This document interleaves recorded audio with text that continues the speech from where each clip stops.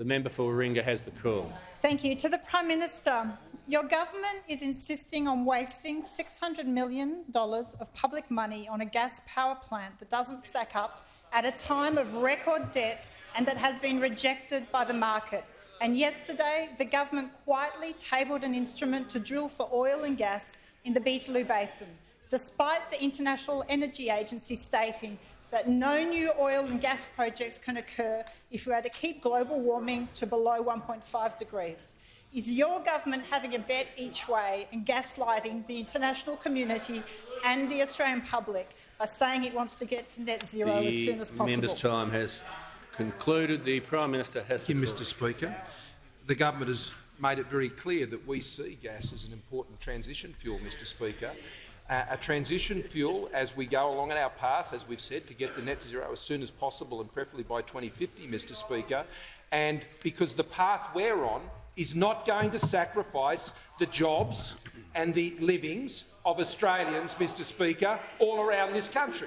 We believe it can be achieved in concert, Mr. Speaker, and that's why the plans we've put in place to secure the energy resources that are reliable and affordable, Mr. Speaker, to support industry and support households have been put in place. And that includes ensuring that when Liddell Power Station, Mr. Speaker, comes to its conclusion, as many other plants will over time, Mr. Speaker, then we can assure that the heavy industries that rely on those, in particular the Tomago aluminium smelter, Mr. Speaker, will be able to keep people in work, and that we can continue to ensure that the electricity and the power that we provide around this country, whether it's up in Gladstone, Mr. Speaker, or down in Portland, or up in the Hunter, Mr. Speaker, or any of these places, we will not allow our path to a net zero, Mr. Speaker, to take their jobs and to rob this country of heavy industry. Now, Mr. Speaker, those opposite don't agree with us, and I respect the fact that the member for Warringah also doesn't agree with us, Mr. Speaker, but there is one member opposite who does agree with us, Mr. Speaker,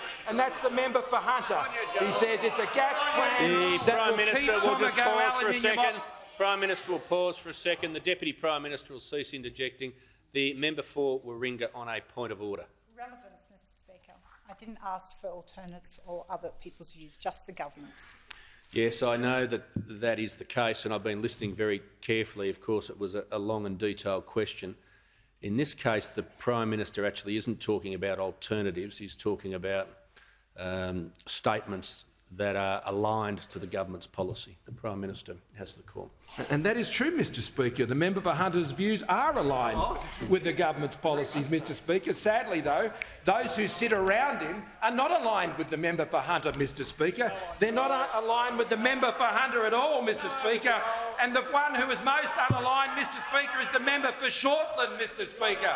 What we're seeing here, Mr. Speaker, is that the Labor Party, not content with wanting to fight us while we fight the virus, The member for Shortland. are fighting each other, Mr. Speaker.